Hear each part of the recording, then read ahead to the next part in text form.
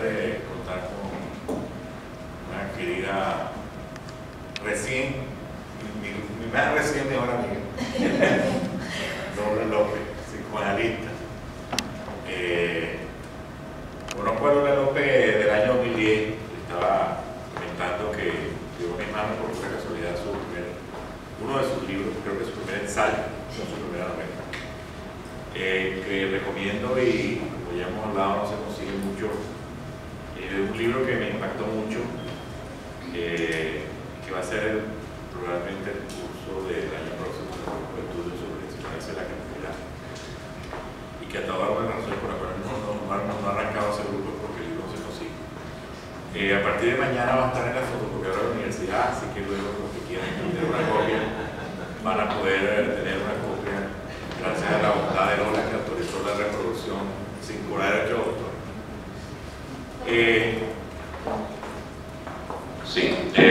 Bueno, les decía entonces que la querida Lola López nos ha traído su conocimiento y su sabiduría para hablarnos de un tema fascinante que pocas veces toca el psicoanálisis clásico, como es la creatividad.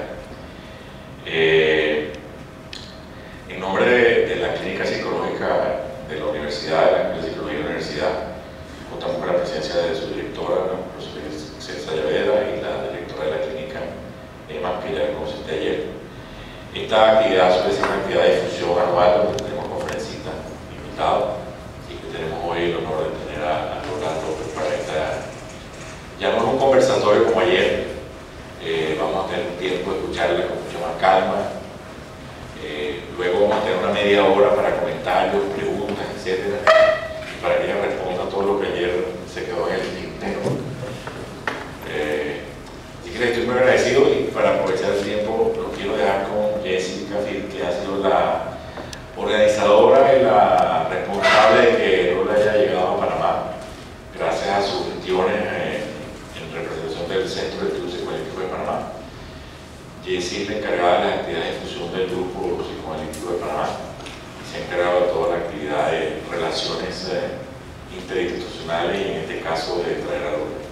Así que quiero dejarlo con Jessie para que haga la presentación formal de Lola, que tiene un extensísimo currículum que no vamos a poder agotar, pero sí me interesa mucho que ustedes sepan de dónde sale tanta erudición. Así que con ustedes, Jessie. Gracias. Como también introducción, me mencionaron el nombre de Lola para que la invitáramos al grupo a hacer una actividad de difusión. No conocíamos nada de ti. Tenía que presentar la propuesta al grupo de estudios psicoanalíticos a ver si aceptaban invitarte. Entonces entré en la página y vi, creo que me habías mandado tú, un link para verte presentar, ¿no? Realmente viéndote presentar fue inmediatamente que me quedé impactada, con muchas ganas de conocerte. Íbamos a presentar el libro Una espina en la carne, que es de lo que se trató ayer, la conferencia en la feria, y como el libro no llegaba y se demoraba, bueno, había que saber un poco quién era Lola, ¿no? Entonces del Hombre de la Mancha, que gracias al Hombre de la Mancha también Lola estaría con nosotros, le llegaron otras novelas que Lola había escrito, y entonces le dije a la secretaria de Hombre de la Mancha que me mande las novelas por mientras llegaba la otra. Y tuve la oportunidad de leerme dos y media, Espina en la carne también, pero dos novelas, Mi amor desgraciado y Hace tanto que no te quiero, la primera vez que no te quiero. Verdaderamente impresionante, a mí me ha encantado, la verdad que ha sido un placer, engancha uno rápidamente con el libro y bueno, desarrolla también temas muy importantes. Así es que para mí también es un placer que tú hayas podido venir y ofrecernos tus conocimientos. Para mí también ha sido un poco entre emocionante y frustrante por la cantidad, digamos, de autores que citas y bueno, antes te habíamos leído, pero ayer te escuchamos y la verdad que es algo impresionante, debo decírtelo. Y bueno, esperemos que hoy, bueno, sigas con tu mismo entusiasmo. Entonces la presento rápidamente. Lola López Mondejar, ella es miembro didacta del Centro Psicoanalítico de Madrid.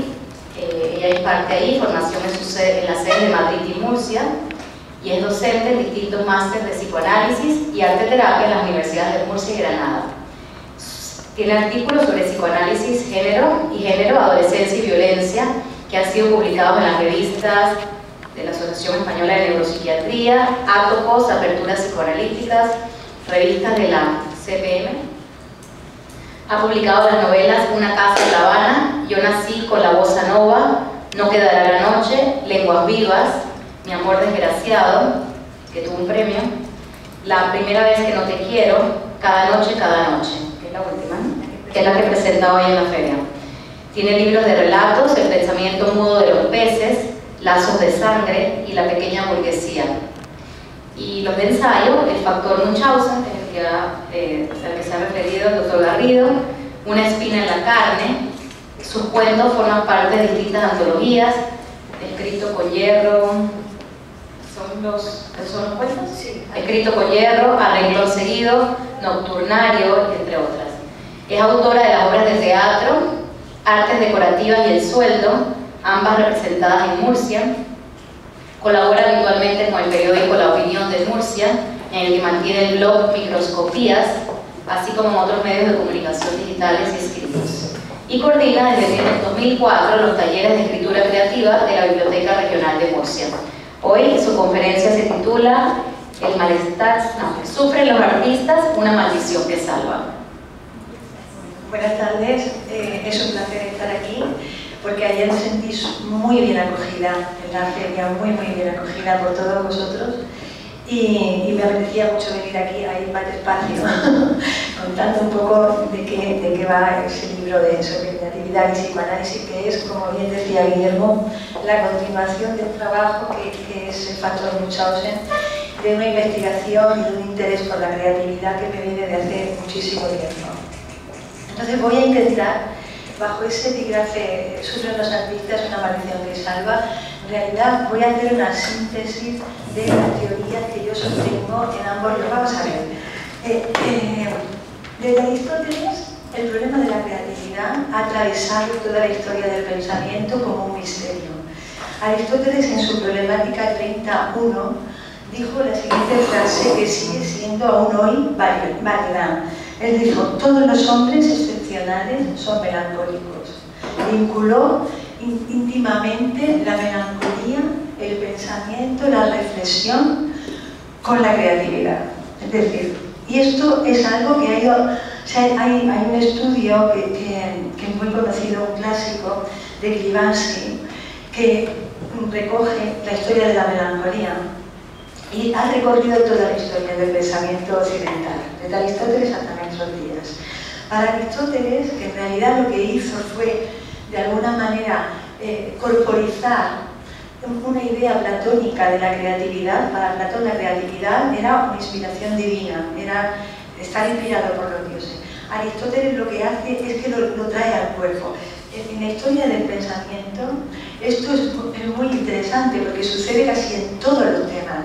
Esta especie de internalización de lo que primeramente aparece como externo. Por ejemplo, el mal. El problema del mal aparece como externo y a lo largo de la historia se va incorporando hasta que en literatura podemos seguir su huella perfectamente. Pues en la creatividad pasa lo mismo. Platón decía, se trata de inspiración divina. Aristóteles dijo, no señores, no es inspiración divina, es la bilis negra. Es uno de los humores que componen, de los 4 humores que componen el organismo, cuyo equilibrio va a dar el hombre de genio. En realidad la bilis negra ni es buena ni es mala, es solo su proporción, la que va a dar el hombre de genio. Y poco a poco llegó a Freud y le responde a Platón y dice, el inconsciente es el nombre de la musa. La creatividad no es una inspiración divina, no está en el cuerpo, es el inconsciente el que trae la creatividad. Y ahí nos situamos nosotros, ¿no? Entonces,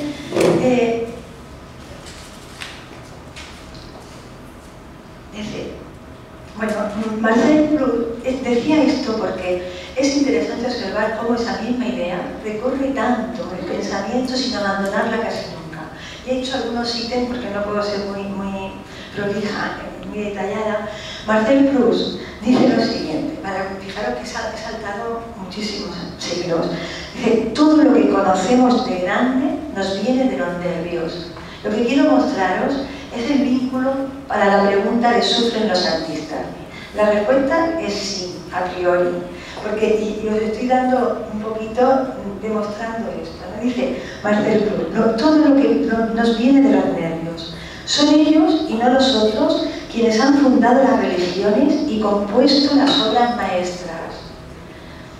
Nunca el mundo llegará a comprender lo que les deben y sobre todo aquello que han sufrido para dárselo. Fijaros el vínculo que se establece siempre entre melancolía, sufrimiento y creatividad. Tanto es así que Karl Jasper, que ya no es más cercano, que es un psiquiatra muy conocido, padre de la psiquiatría, de la nosografía, Jasper decía que el sufrimiento humano de ciertas personas provoca en ellas con una cierta mirada especial sobre lo humano, que ven más allá de lo que otros ven. El sufrimiento nos hace más sabios. Es otra de las...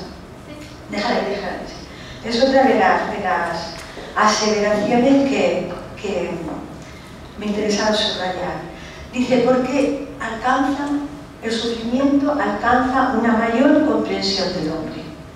Y si no sufriésemos, bueno, Aristóteles decía, los hombres felices no tienen historia. Parece que se vinculan. Y George Steiner dice que tenemos 10 razones posibles para la tristeza del pensamiento. Y es como si él pensara que estructuralmente el hecho de pensar nos hace melancólicos.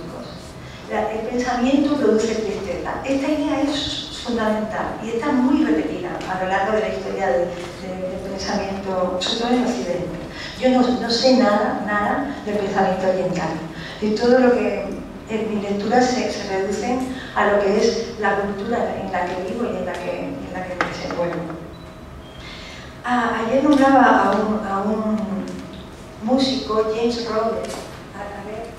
Este es el famoso grabado de la melancolía de Durero, donde está, bueno, siendo muy estudiado y está representada determinados símbolos que nos hablan de la melancolía como unida a esta posición que el pensador de Rodin volverá también a usar y que es típica de los escritores cuando se hace una foto, porque es indicador del pensamiento, ¿no? Sostener la cabeza como que la cabeza pesa. Hay un pesar en el pensar, podríamos decir. Y esto está ahí siempre presente. A ver, pasa. Jasper, en lo que he dicho, sufrimiento ayuda a la comprensión del hombre, son solo algunos ítems para mí. Y bueno, y Freud, que dice lo del inconsciente es el nombre de la musa y apunta ya al territorio en el cual nos vamos a mover nosotros hoy todo el tiempo. Pasa. Bueno, pasa al anterior, la siguiente, perdón. La siguiente. Vale. Hay 4 diapositivas que hacen un recorrido entre Joan Didion, que es una escritora estadounidense que tiene un libro, El año del pensamiento mágico, que escribió cuando murieron en el mismo año su marido y su hija, de forma muy inesperada, ¿no? Muy brusca. Ese por una parte. La primera diapositiva, donde estaba Adriano Celentano, estaba con Franca Rame, hacia atrás. Franca Rame murió y es la mujer de Dario Fo. Es una dramaturga italiana que murió hace poquito y escribió un texto que es la violación para teatro, donde ella puede hablar de una violación que no pudo contar en su momento y solo la pudo elaborar mediante la producción de esta obra de teatro, que es un monólogo espeluznante que lo podéis ver en YouTube. Me parece que está colgado y lo podéis, una de las representaciones de Franca Rame. Y hay otro que os decía, otro músico, James Rhodes, que ayer lo citaba, que fue violado a los 6 años por su profesor de gimnasia y ha escrito un libro muy famoso que se llama Instrumental. Yo creo que tengo la foto del libro. No. Sí, este es Instrumental, donde cuenta cómo la música le ha salvado. Este libro está siendo un bestseller de calidad, y creo que con justicia, porque es desde una mirada absolutamente personal y muy autobiográfica. A veces los psicoanalistas podemos encontrar en estos testimonios una intuición sobre los procesos creativos espectacular. Él mismo, yo creo que tiene que ser un hombre que se ha acercado al psicoanálisis, porque habla de disociación, directamente utiliza el término disociación. Y él dice que no existiría, menos aún de una forma productiva y sólida, sin la música. Y no solo se atreve a decir eso de él mismo, con absoluta rotundidad, sino también de muchos músicos que, según él, fueron otros músicos como Beethoven, Ravel, que tenían un trastorno, era asexual, el trastorno obsesivo compulsivo de Bruckner y otros muchísimos músicos que tenían patología mental. Eran seres asociales, eran individuos, es decir, él vincula la creación y la creatividad obviamente a esta herida que ya Horacio dice en sus odas, dice lo siguiente, dice: del mismo modo que es difícil encontrar un pez sin espinas, así es difícil encontrar un hombre que no tenga en sí algún dolor clavado como una espina. Entonces, para mí era evidente, aunque es verdad que hay otros investigadores y pensadores que creen que el vínculo entre creatividad y sufrimiento tiene que ver con una visión romántica del genio, y esto hay mucha bibliografía que podéis encontrar en ese sentido. Yo no veo otra manera de pensar la creatividad, o por lo menos, y en esto quiero ser más rigurosa que ayer, la realidad de ciertos creadores. Es decir, la pregunta obvia es: ¿todo el mundo que accede a los procesos creativos, que crea, tiene una herida? Bueno, yo diría que hay una parte importante que tiene una herida y otra parte importante que no. Es decir, ¿por qué? Porque también hay accesos a la creatividad a través de las identificaciones. Es decir, hay familias de creadores, por ejemplo, donde en el ambiente cultural, por identificación con el padre, con la madre y por digamos, el valor cultural que tiene crear, los chicos y las chicas se aproximan a la creatividad, no necesariamente desde la herida. Pero sí hay un grupo importante de creadores que hablan de la herida. Es decir, no nos estamos inventando su dolor, es un dolor que ellos expresan en diarios, expresan en cartas, expresan en entrevistas, no paran de expresarlo en sus propias obras. Yo voy a hablar de esos creadores, de aquello que Jung decía. Dice, hay personas que escriben y que crean, y hay otros que la obra se impone. Es como si no distinguiera entre aquellos que escriben desde el yo, es decir, por identificación, podríamos decir, casi muy desde mecanismos y procesos bastante conscientes, y aquellos que escriben desde el inconsciente, sobredeterminados por el inconsciente. Y yo me ocupase en esto que vamos a hablar de estos segundos, porque para que no haya confusión, porque ayer me decía una mujer, dice: oye, pero es que mi hija tiene 11 años y ya está escribiendo cuentos, ¿qué he hecho mal? No, porque si siempre hay una espina, y siempre, como vamos a ver hoy, tiene que ver con el núcleo, digamos, con el prototipo de trauma para el ser humano, que es el desamparo y es el abandono. Yo creo que estaríamos todos de acuerdo, no solo nosotros, psicoanalistas ni psicólogos, sino antropólogos, etólogos, todos los que estudian lo humano. El abandono y el menosprecio y bueno, todas las teorías del apego canadiano lo hacen muchísimo más, lo subrayan mucho más. Como una forma de maltrato es la falta de reconocimiento del niño como un sujeto. Digamos que eso es traumático en sí. Pero si os dais cuenta, estamos ampliando, en los últimos años se está ampliando mucho la frontera del trauma. Hubo un momento en el psicoanálisis que lo traumático se abandonó, porque Freud abandona la teoría del trauma, la teoría sexual del trauma, que era del abuso, en realidad, para convertirlo en un proceso inconsciente, en un proceso fantasmático. El abuso es edípico, es la fantasía edípica. Hoy sabemos que no. Hoy sabemos que la proporción, el porcentaje de niños y niñas abusados, menospreciados, hoy todo lo que es el psicoanálisis interrelacional, intersubjetivo, nos trae de nuevo el trauma al terreno de la realidad. Esto es un pasaje interesante para nosotros psicoanalistas. Por eso parece como que nadie habla tanto de inconsciente, porque no tenemos que hablar tanto de inconsciente, porque el inconsciente, digamos que es el efecto de determinadas vicisitudes biográficas. ¿Me explico? Ahí mucho se amplía el territorio de lo traumático. Entonces nos estamos colocando ahí. Y nos estamos colocando entonces en una afirmación. Los artistas sufren. Y los artistas sufren porque tienen una herida, porque hubo un momento pretérito en el que algo les hizo una herida, una división subjetiva, que es la que vamos nosotros ahora a explorar.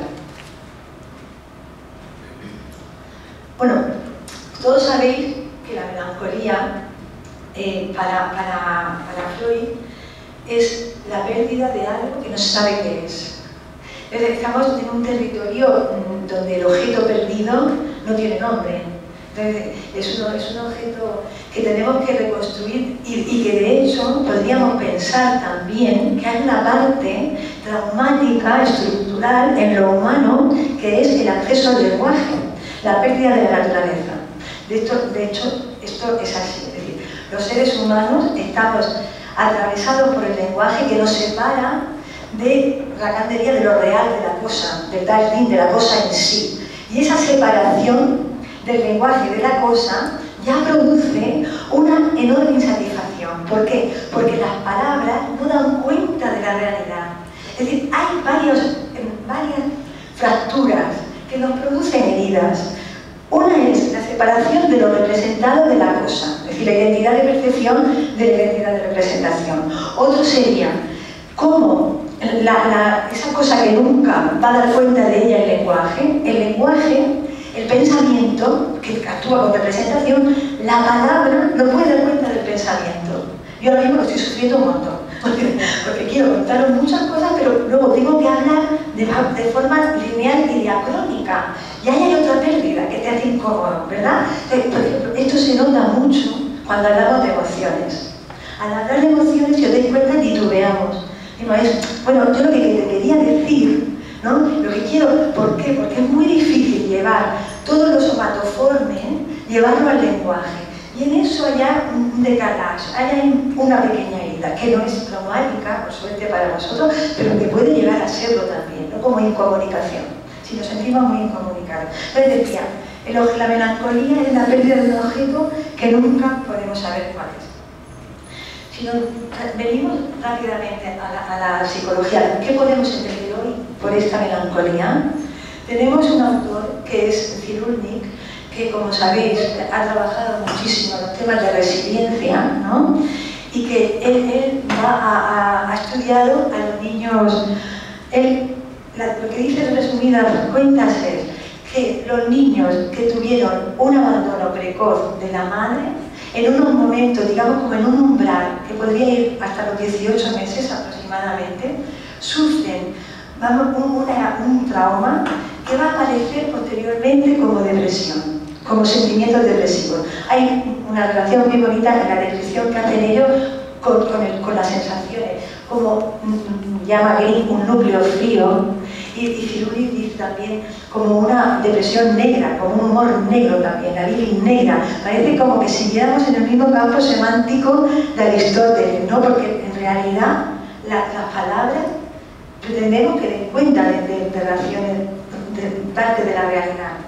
Entonces él dice, va a aparecer a los 20 o 30 años, a partir esa vulnerabilidad biográfica, ese abandono precoz, que impidió la constitución de un objeto interno constante, sólido, de la constancia del objeto, va a aparecer en la adolescencia o a los 20 años como a partir de lo que llamaba Freud el desencadenante de un acontecimiento vital de la vida, que va a hacer un proceso de regresión a esa herida de entonces y va a producir una depresión. Pero, dice, el bebé abandonado está marcado así por esa pérdida de objeto difícilmente identificable, dada la precocidad de la experiencia. Pero nosotros decimos, es verdad, es así, pero cabe la posibilidad, y lo decimos con Green, lo decimos con Winnicott, y lo decimos con Chris, con muchos psicoanalistas, pero cabe la posibilidad de que esa herida pretérita, esa vulnerabilidad que podríamos confundir casi con congénita, porque estamos hablando de tiempos preverbales, tenga una salida que no sea la depresión posterior. Y nosotros decimos ahí, puede ser una salida creativa. Una salida creativa, decíamos ayer, que sirve para aminorar los efectos de lo traumático, pero no para acabar con esos efectos de lo traumático. Y vamos a explicar un poquito de qué se trata. Decimos que ¿por dónde vamos? A ver. Bueno, Clarice Lispector, he tomado de ella Una maldición que salva, porque es muy interesante. Pásala, así. A ver, déjala ahí.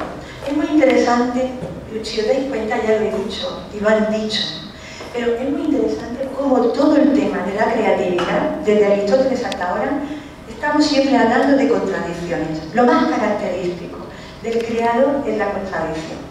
Es la unión de especies antagónicas. Es decir, los creativos tienen épocas de reposo y de muchísima actividad, una sexualidad enorme y una sexualidad también enorme en algún momento, fuerza y vulnerabilidad, siempre están definidos por los opuestos. Y entonces yo me preguntaba, bueno, ¿por qué? La pregunta es ¿por qué? ¿Qué aparato psíquico podemos poner ahí para hablar de esa presencia constante de los opuestos, de la contradicción, de la complejidad en todos los creativos? Hay un señor que se llama Mihaly, que en el libro tiene un apellido impronunciable, que me siento incapaz de reproduciros, que ha trabajado fenomenológicamente. Yo he intentado dar cuenta de lo que él ha trabajado fenomenológicamente sobre la creatividad. Entonces apunta a esta característica del perfil del creador como hombres y mujeres contradictorios, complejos, que no se pueden definir en un solo rango. Entonces yo decía, ¿por qué? ¿Por qué desde Aristóteles la Lilith negra es también fría y caliente? Fría y caliente la define Aristóteles. ¿Por qué siempre los opuestos? ¿No? ¿Qué pasa con eso? Entonces, intentando dar cuenta de eso, aparece el libro del factor Munchausen, que traía Guillermo.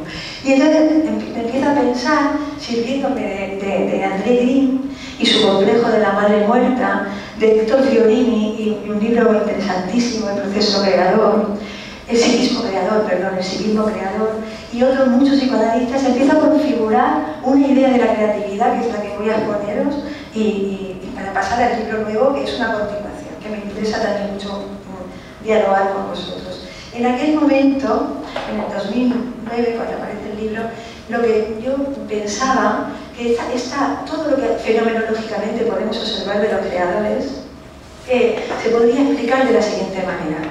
Digamos que a partir de un trauma primero, que tiene que ver, como decía, con este complejo de la madre muerta de Green, que tiene dos tiempos. Un tiempo primero, donde una madre suficientemente buena, en términos winnicottianos, inviste al niño con mucha narcisismo, lo narcisiza mucho, lo inviste mucho. De manera que se crea en ese bebé un importante yo, un yo omnipotente, ¿no? Un yo ideal omnipotente. En ese par madre-hijo, donde reposa la omnipotencia primera, por suerte para los seres humanos, que nos va a servir para muchas cosas, aunque luego tengamos que abandonarla.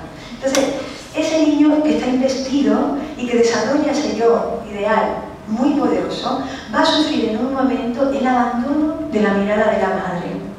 La madre se va a retirar de esa investidura que le está dando, de ese reconocimiento que le está dando al niño con su mirada, se va a retirar por cualquier circunstancia ajena al niño, propia de la madre. Hablábamos de duelo, de un divorcio, el nacimiento de un hermanito con problemas, por ejemplo, físicos que requiera hospitalización. Imaginad cualquier cosa que distrae a la madre de la atención de este niño. En ese momento se produce un trauma. Algo traumático irrumpe en el psiquismo infantil. Y ese trauma tiene como consecuencia una pérdida de reconocimiento evidente y una pérdida de sentido. ¿Qué es la pérdida de sentido? Ayer no lo pude decir porque el público me parecía más heterogéneo y hoy es importante decirlo. ¿Por qué es una pérdida de sentido? La pérdida de sentido a la que aludimos sería la ruptura entre el lazo entre imagen y palabra, entre la cosa y lo representado. El niño no sabe, no tiene el elemento para explicar lo que le pasa, pero eso va más allá. Es decir, en el momento en el que se está configurando todo lo que es la fantasmática infantil, todo lo que es el universo simbólico, todo lo que es el lenguaje, se rompe la unión entre la palabra y la cosa. De manera que el niño después, la creación después, lo que va a intentar es un esfuerzo por restaurar la ruptura, esa pérdida de sentido. Restaurar el sentido perdido. Nosotros, dicen las neurociencias, ayer Guillermo hablaba de esto, yo cada vez me gusta más porque me incide más con los psicoanalistas, de decir que nuestro cerebro no busca la verdad, busca el sentido. Nosotros somos buscadores de sentido. Y recordamos más una buena historia, y por eso yo me esfuerzo mucho en comunicarlo como si fuera un relato, en comunicar un relato, aunque tenga su déficit, lo vamos a recordar muchísimo más porque recupera un sentido, aunque sea mentira. Aunque para hacer ese relato yo tenga que eludir determinados aspectos tramposamente. Pero lo vais a recordar mejor y vais a poder dialogar mucho mejor con él. Porque somos buscadores de sentido. Entonces, este sentido que se pierde, lo único que la obra va a pretender es recuperarlo. Recuperar el nexo entre la palabra y la cosa, entre la identidad de percepción y la identidad de representación. Que sería un mito psicológico y no nos importa, pero que irían por ahí las cosas. Entonces, en ese momento de lo traumático se va a producir lo que aquí veis. Una multiplicación de... Mirad, el ser humano nace, ya lo decía acá, fragmentado. El niño experimenta sensaciones somatoformes distintas, ¿no? Endopercepciones muy diferentes, que no es capaz de unir. Pero toda la maduración, que llaman los evolucionistas, la maduración tendería hacia una integración de esas emociones y de esas percepciones diferentes. Y eso lo logramos, por eso estamos aquí y hablamos, no estamos muy locos, estamos solo un poquito locos. Pero es una conquista evolutiva la integración. ¿Me explico? Nosotros, a poco, es decir, la identidad es una ficción legal, es una ficción reguladora. Nosotros nos sentimos uno, porque tenemos que figurar en un documento nacional de identidad como uno, actuar como uno, sacarnos una matrícula, alquilar una casa, abrir una cuenta bancaria, etc., hablar como una. Pero a poco que nosotros y las personas creativas y los intelectuales estamos más cerca de ese a poco que reflexionemos, a poco que doblemos sobre nosotros mismos, en un ejercicio de reflexividad, nuestro aparato psíquico, nuestro pensamiento, nos damos cuenta de la multiplicidad. Lo que pasa es que, digamos, y otra vez, aquí simplifico para seguir con mi relato, el hombre común, el hombre y mujer corrientes, tienden a la búsqueda de una identidad, de una ficción reguladora, de concretarse en una foto fija del yo. Me parece que le llamo así en el libro, una foto fija del yo. Mientras que el creador, por la experiencia de lo traumático, y no solo por eso, sino por una vocación, por una pasión, por la metamorfosis, que hablábamos ayer, y que así lo nombra Canetti, no va a buscar la unidad, sino que va a estar más cómodo en la exploración de la multiplicidad.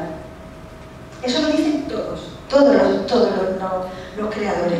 ¿Qué quiere decir eso? Quiere decir que si lo traumático tiene efectos de disociación, de multiplicación, de la percepción de un ser que se difumina, que se multiplica como esas siglas, el aparato psíquico del creador, yo le llamo que está fragmentado, que es como un archipiélago, decíamos, sin cartografiar.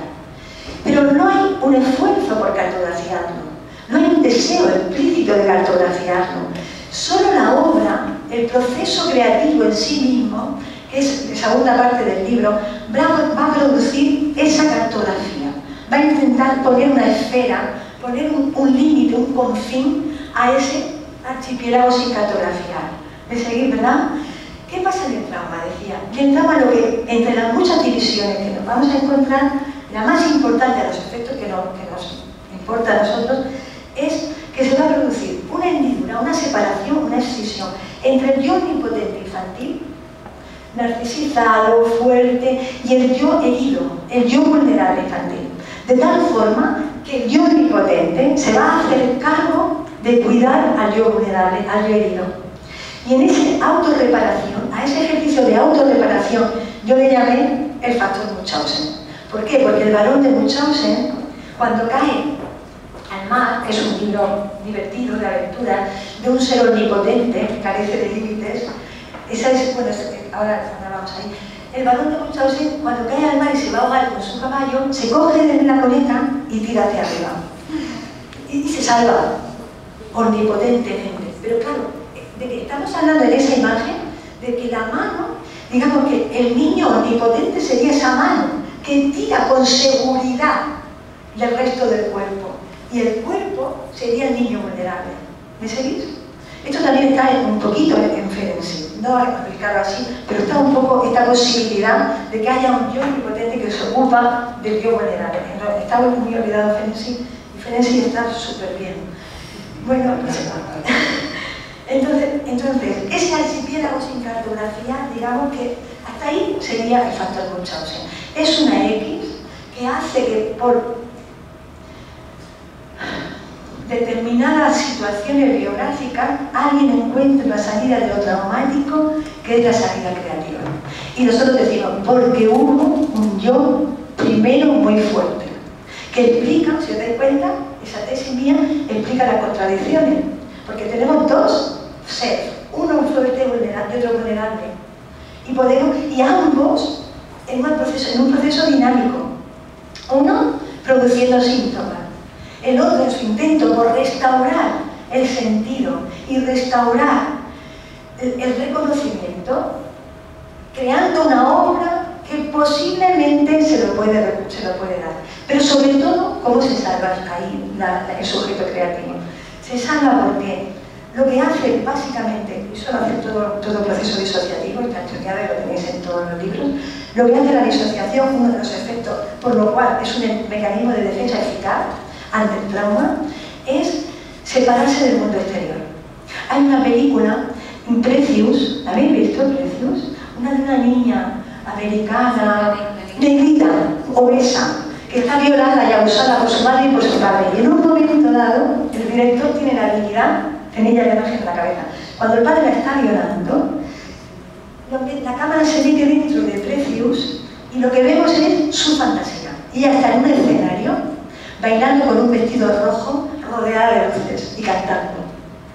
Es decir, se aleja de la realidad, inviste en sus propias producciones imaginarias y de esa manera aleja el sufrimiento. Y esa es la creatividad.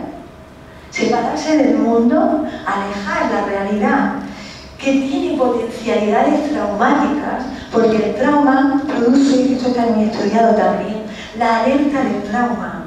Cuando tenemos un trauma, todos nos volvemos muy precavidos ante fóbicos. No queremos conducir, estamos un tiempo sin tener otra nómina nueva, que nos hizo mucho daño a la anterior, etcétera, etcétera. Entonces, el trauma tiene esa alerta, despierta esa alerta.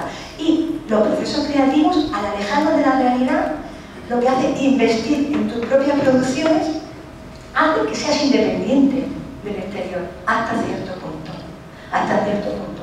¿Por qué? Porque en realidad, al final, la exposición de la obra coloca al creador en el mismo momento del trauma, donde puede volver a ser no reconocido.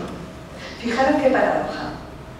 Es decir, que estamos hablando de procesos que te alejan de la compulsión a la repetición, pero que también te acercan. Porque al final, tú tienes que llevar tu novelita a que la lean. Y cuando te expones, y los artistas prácticos dicen exposición con toda razón.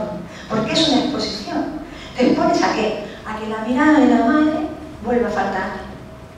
Y en lugar de reconocimiento, encuentra el menosprecio. Porque el menosprecio es la ausencia de reconocimiento.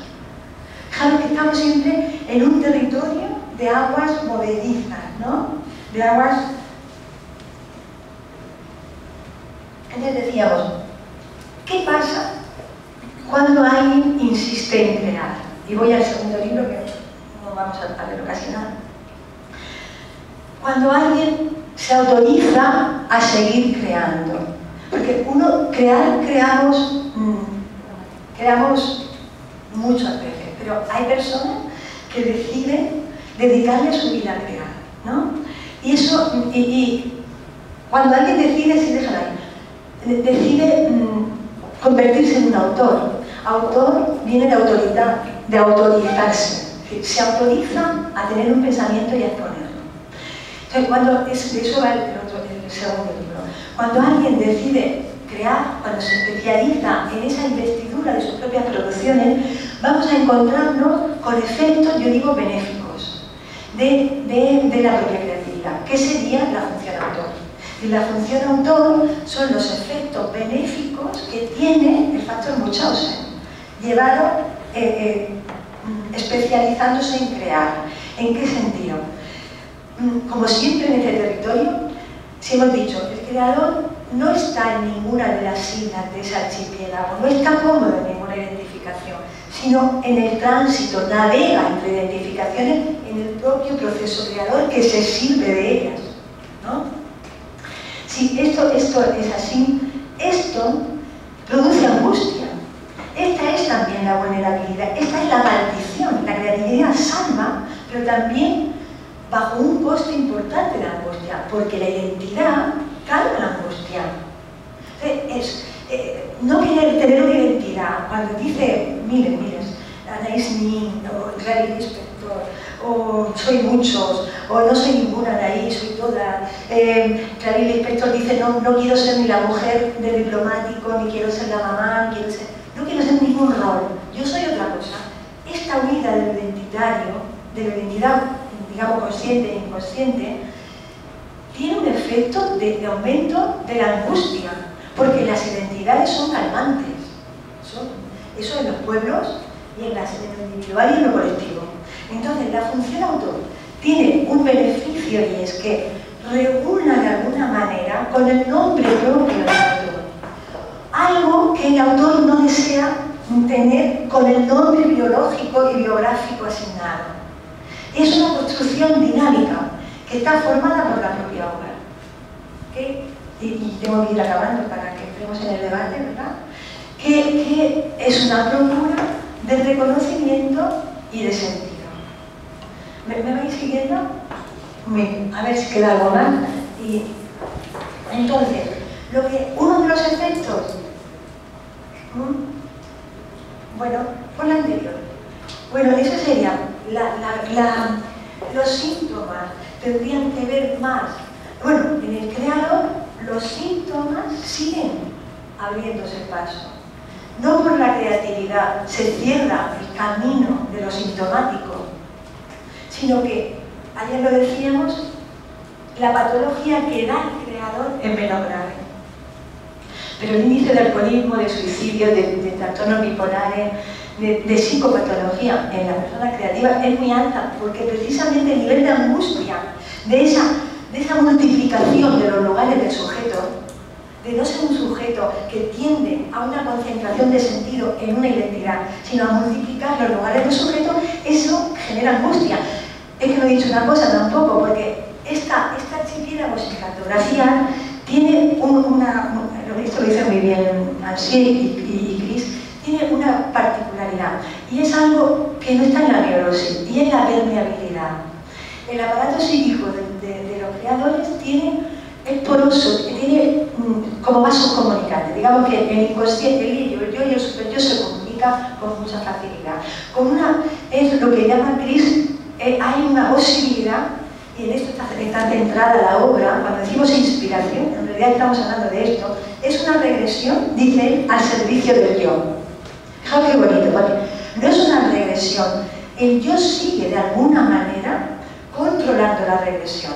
Es decir, como si el yo omnipotente infantil, la mano, deja que el niño vulnerable, que vaya a algún lugar de su aparato psíquico, porque la mano le va a volver a llevar a la superficie, como si fuera Orfeo.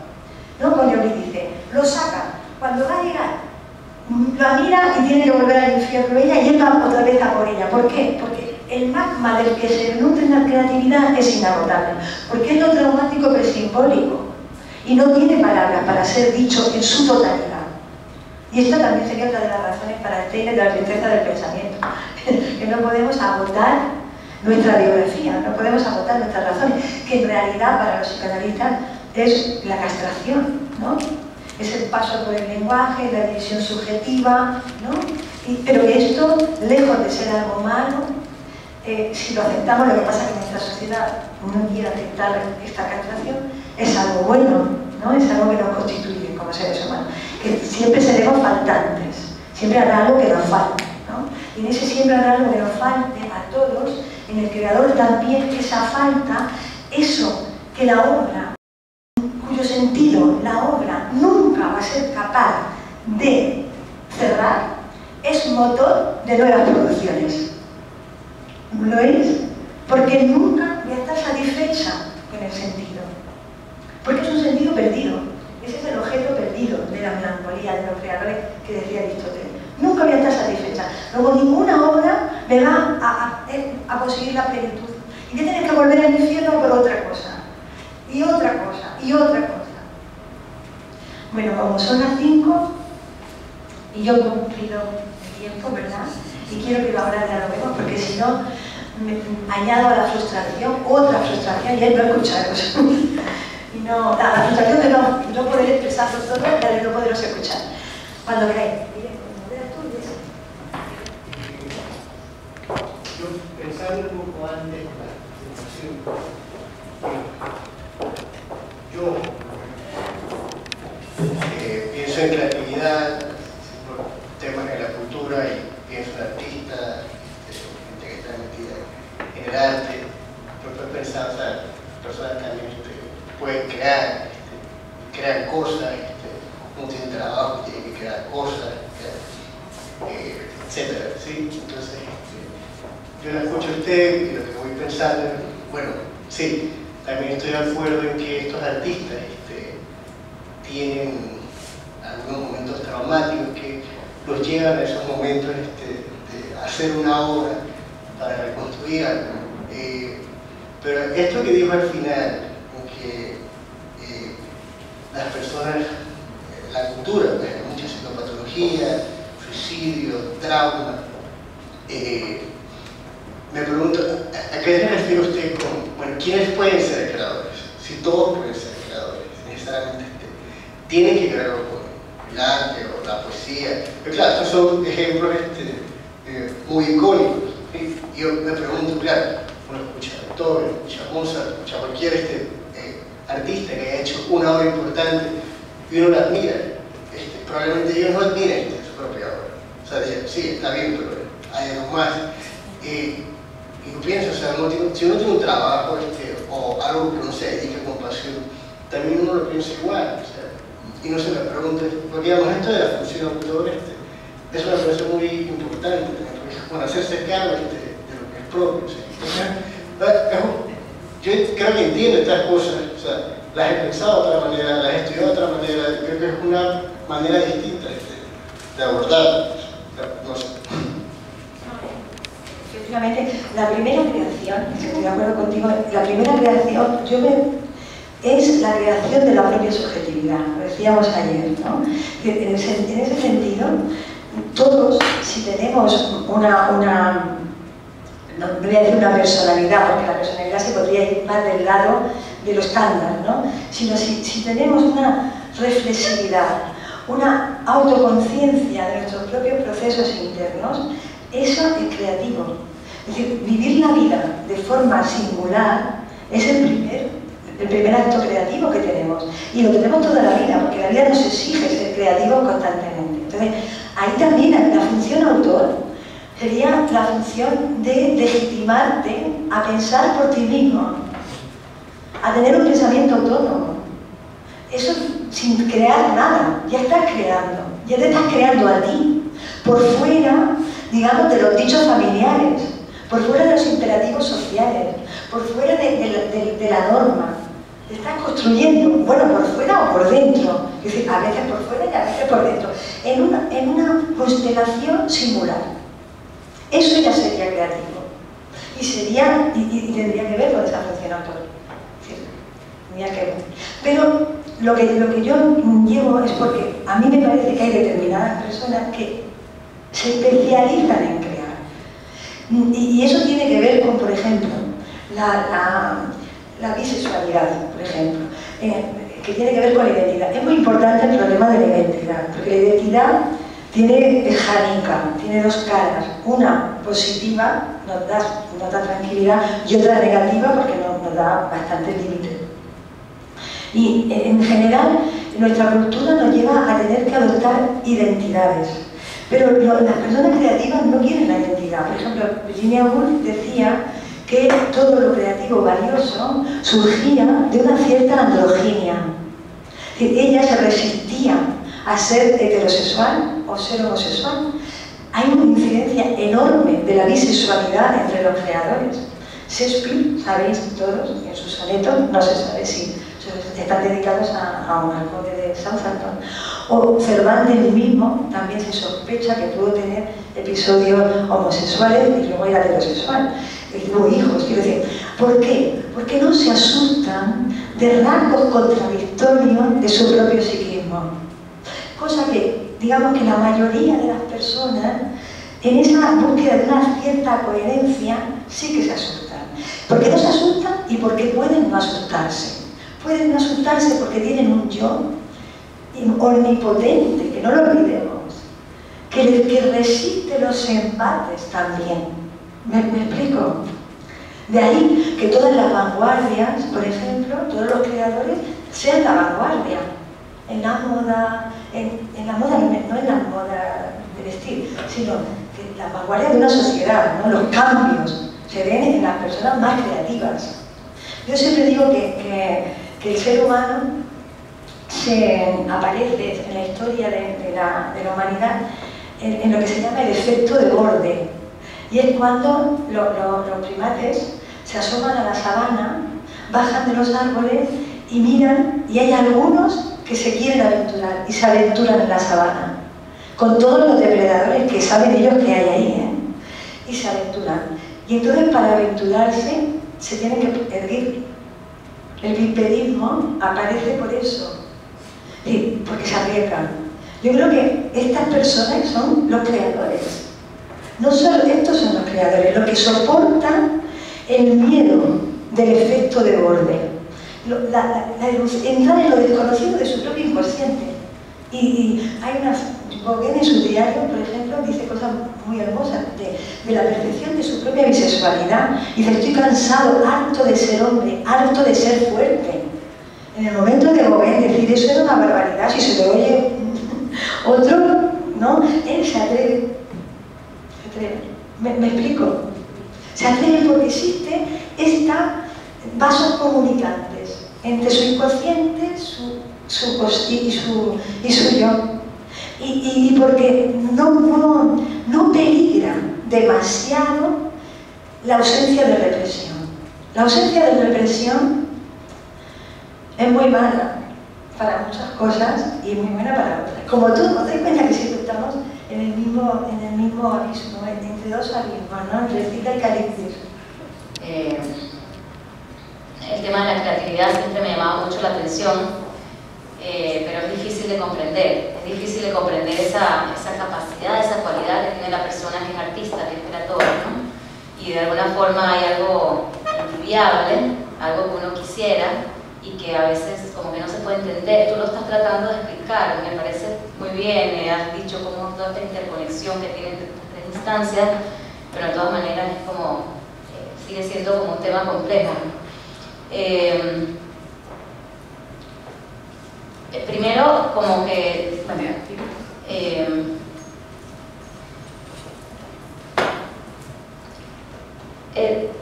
o sea, entiendo que el artista, el creador, él ha encontrado, tiene algo muy grandioso porque ha encontrado una forma de autocurarse.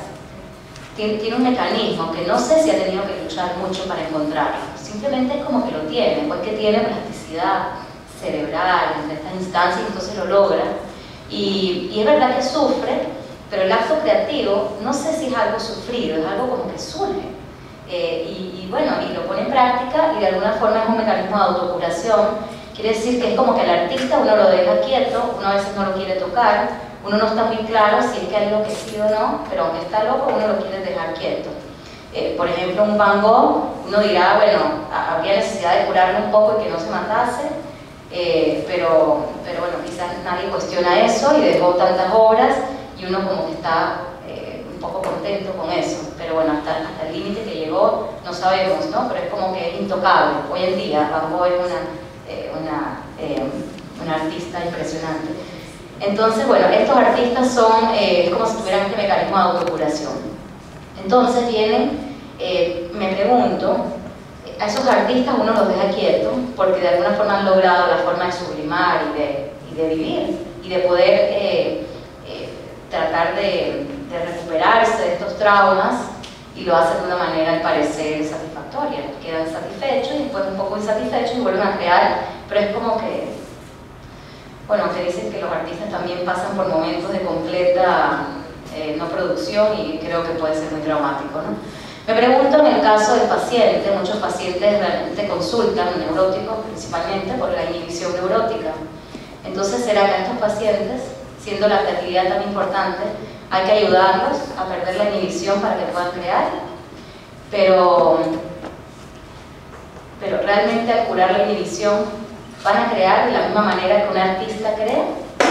¿O es una creación distinta, a un nivel un poco más superficial y no tan profundo, o no con tanta locura, ¿no?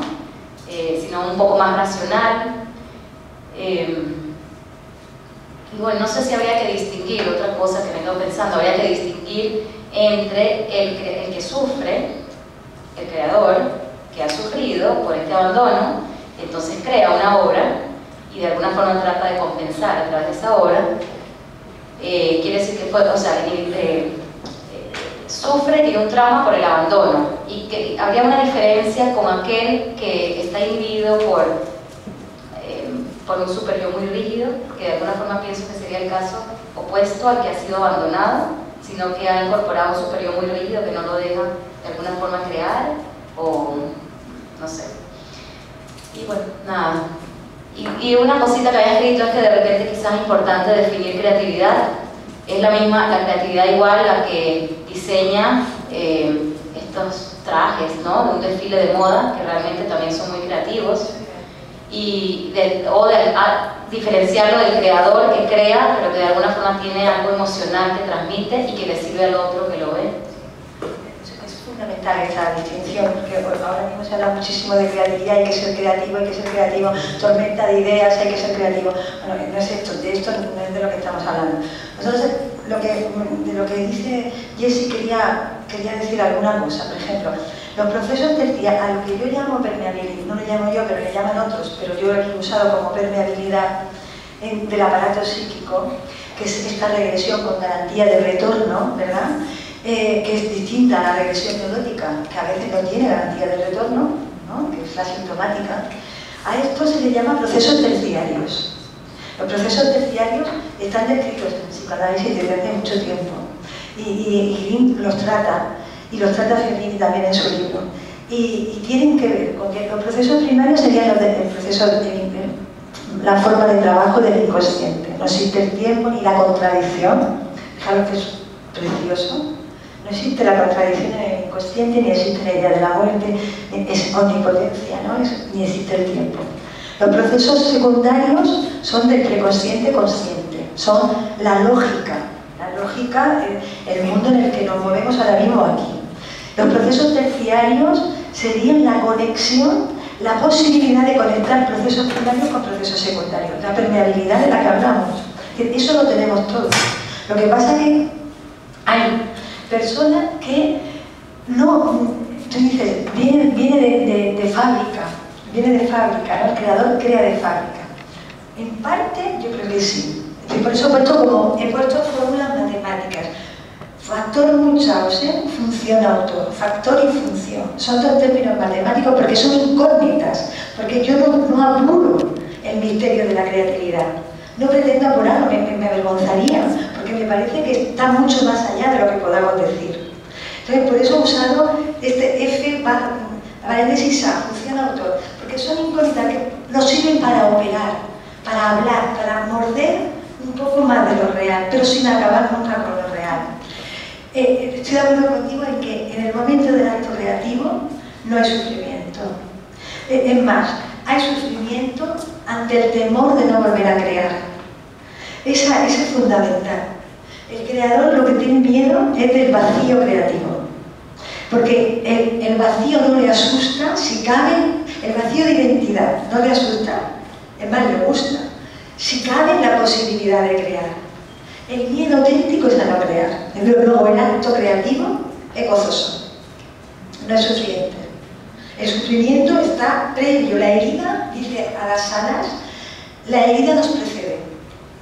Pero cuando ya estamos aquí, ese momento gozoso.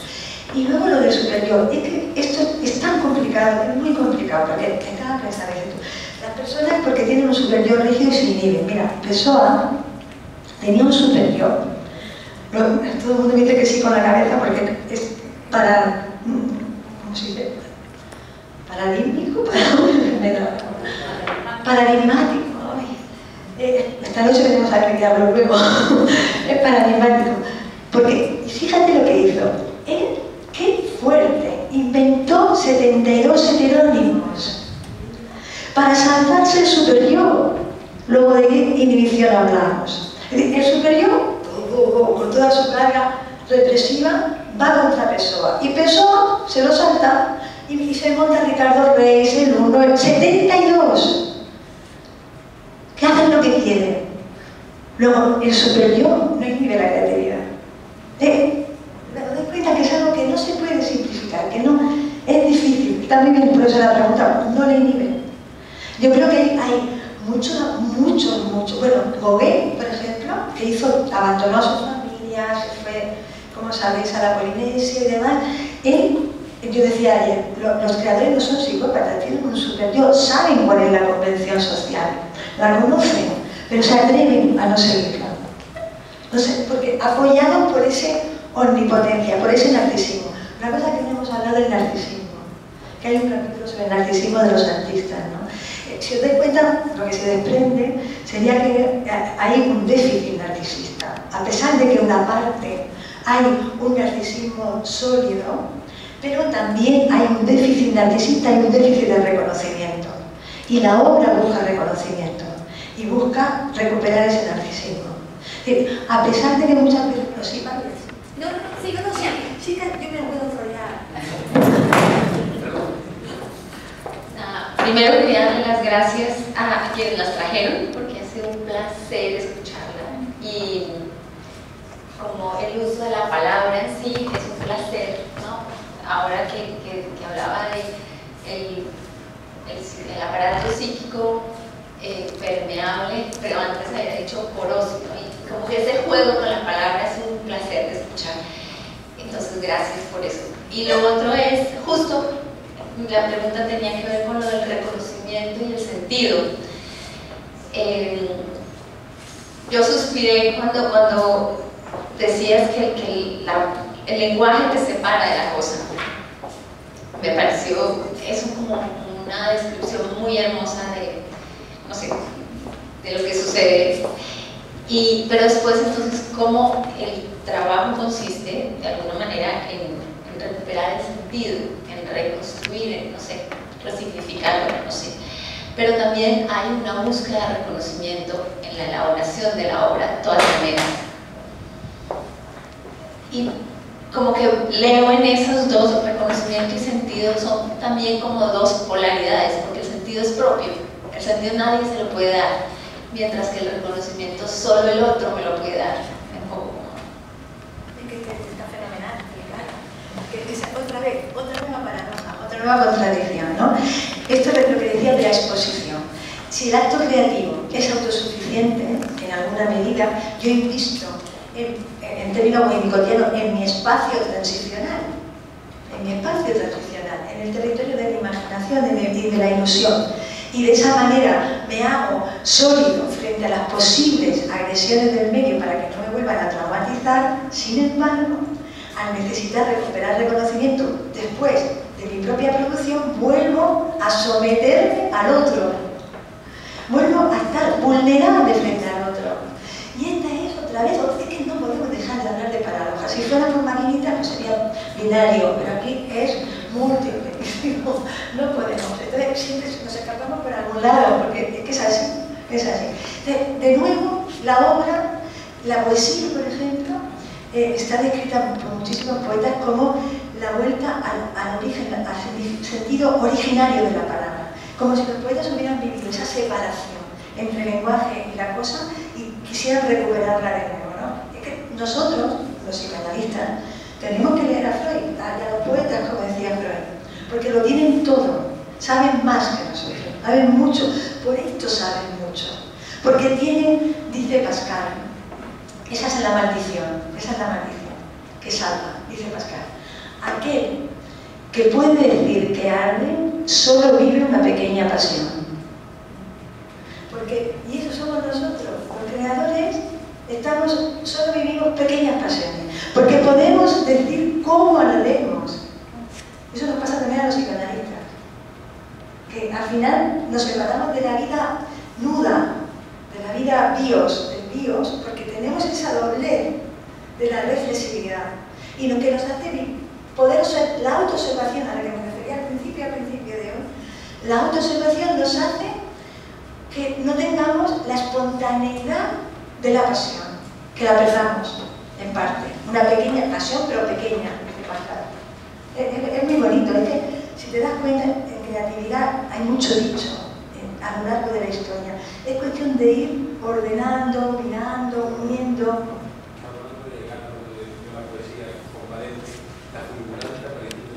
La fulgurante aparición de la palabra. Valente dice que la poesía es la fulgurante aparición de la palabra. Déjalo como si fuera primigenio, como si nunca hubiera aparecido la palabra. Porque en realidad el poeta, que son aquellos, digamos, que podrían vivir la herida más y hablan más de la herida que otros, el poeta sabe lo que es perder la palabra. Sabe lo que es. Y por eso la tiene que buscar. Pero siempre estamos en ese terreno. Lola, no nos podemos ir sin rellenar un vacío de esta tarde. Como un silencio parlante, mientras te escucho, parece un silencio parlante. Yo, en defensa de lo patriarcal, te tengo que preguntar la función del padre en la creatividad. Para algunos autores, ciertamente la creatividad está asociada en su origen y su desarrollo a la función materna. Y la complejidad del acto creativo está directamente relacionada a la complejidad de la relación con la madre. No simplemente si está o no está. Parece que es las dos cosas. Estuvo, dejó de estar, está pero no está pero a distancia, está pero cerca pero no se conecta. Una relación muy compleja en particular. Tanto que una primera parte de mi pregunta es si tú estás de acuerdo en que la psicopatología de la que tú has hablado está asociada específicamente al tipo de creatividad. Existe un famoso estudio, denominado el estudio Iowa, que pretende demostrar que la escritura, los escritores, están asociados a un alto porcentaje de enfermedad ocular, como tú lo has dicho. Pero los artistas, pintores, no. Los pintores están asociados, por el estudio de Jameson, a organización mental psicótica y ser hijos de madres psicóticas o prepsicóticas. La psicosis parece que se expresa en la plasticidad del color, de la imagen, de la visión. Pero quería llegar ahora al padre porque desde un punto de vista junguiano, y creo que McDougall también lo toca, dice que las primeras fases de la creatividad, todo lo que tiene que ver con la inspiración, la iluminación, la preparación, de ahí sale la famosa regla de los 10 años, todo el tiempo que le toma a un artista preparar el acto creativo hasta que por fin ocurre. Existe una fase final denominada verificación que depende de la figura del padre. Muchos artistas se quedan con su obra rezagada, escondida, no publican, escriben pero no publican, pintan pero no exponen, porque esa última fase estaría asociada a la representación psíquica del padre. Si es cierto que el padre, como objeto de censura, como incorporación de la ley, es el que va a dar ese reconocimiento final al producto y a la calidad del producto. Tú decías que el super yo no inhibe la creación. Y yo te pregunto, ¿no la inhibe como acto creativo o sí la inhibe como acto de expulsión, de producción, de exhibición de ese producto creativo? Porque hemos hablado mucho de la madre y la madre y la madre, y pareciera que los padres no pintamos nada en la cosa. Yo sé que es verdad, ¿no? Pero duele porque este cuento de que la única función del padre es hacer que la madre sea mejor madre, duele. Sí, pero bueno, solo el rescate de la paternidad, ¿qué le puedes decir?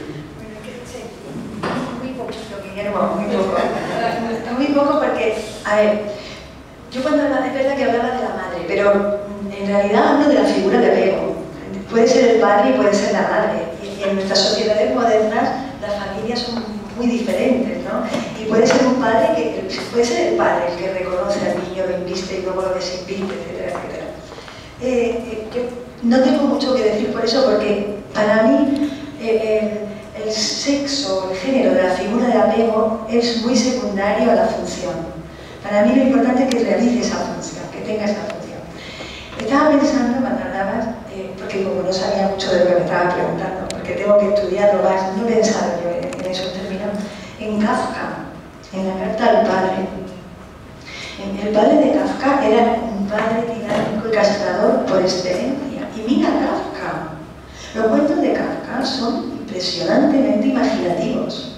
Es decir, entonces hay una inhibición, no de la producción, pero sí de la exposición. Necesitamos la mirada de un tercero para poderse atrever a reconocer. Yo no lo he pensado por ahí, lo voy a pensar ahora que tú me dices. Yo lo he pensado más por el lado de la omnipotencia.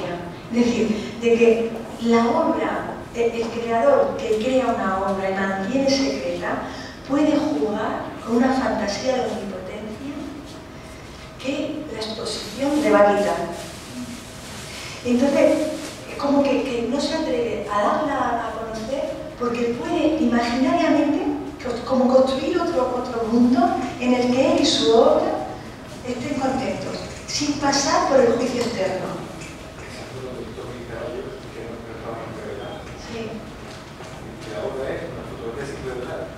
Entonces, te la venden y en gran formato. Sí, sí. Y tú no sabes realmente nunca qué ha fotografiado la El comprador no puede revelar, ¿no? Y ahí hay una obra, desde luego. Pero ¿cuál es la obra? Cualquier obra, no sé, no se sabe. Es mejor que una obra revelada. Revele usted su obra. Sí. Yo creo que hay un tema para ver muy largo y muy intenso y muy interesante, y yo prometo seguir pensándolo durante muchos años más. Tenemos que dejarlo con esta pregunta, Creo que uno es un comentario y otro sería una pregunta. No hace falta el micrófono, ¿eh? Sí. ¿Se escucha? Sí, se escucha.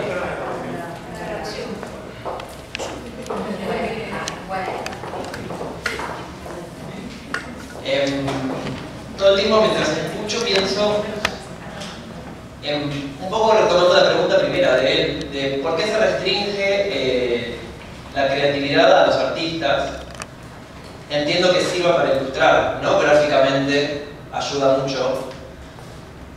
Al mismo tiempo, todo el tiempo estoy pensando en la creatividad, si todos no somos creativos o creadores, como forma de supervivencia a esa herida, a ese trauma, que sin ser creativos, sin poder transformar ese trauma, sin poder pararnos desde otro lugar, no hay forma de continuar, digamos, ¿no? Sería la quietud, la muerte, lo que fuera, o la locura, no sé.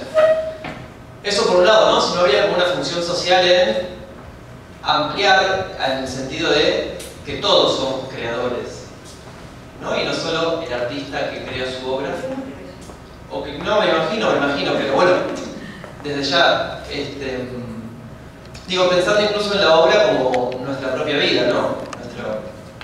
Nuestro propio devenir. Y por otro lado, ayer aparecía un comentario breve, que yo incluso llegué tarde y me lo perdí la previa, de que la arte terapia no produce cura. Quería ver si se podía explayar un poquito. Sí, muy brevemente, porque para mí no todo el mundo es creativo, ¿eh? Para mí no es así. Es más, creo que el mundo en el que estamos tiende a la homogenización. En lo social, en lo colectivo y en lo individual.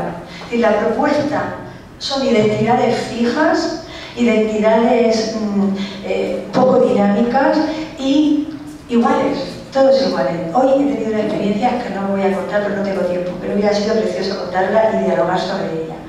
Es decir, los medios de comunicación hacen sujetos, como decíamos ayer, normópatas, adheridos a los eslóganes sociales y no son creativos, no construyen su propia subjetividad, como tú lo estás diciendo porque tú lo eres. Entonces tú sabes, estás haciendo una reflexión sobre eso, pero la mayoría de la gente no la hace. No creo que todos seamos creativos. Y entonces la arteterapia decía, como hemos dicho que la vía del síntoma se mantiene en esa heterogeneidad del aparato psíquico, en paralelo a la producción creativa, la arteterapia, digamos que para mí tenía el efecto de paliar, de mejorar, pero no creo que cure. En el sentido, también lo decía Jessie, ¿no? Las producciones, yo creo que lo único que cura, bajo mi punto de vista, y siempre pensando que hay límites, es una cura analítica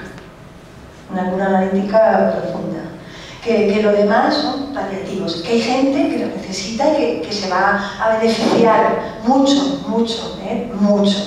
pero que va a estar ahí siempre pulsando ese elemento disruptivo. Eso es lo que quería deciros, pero esto sería larguísimo.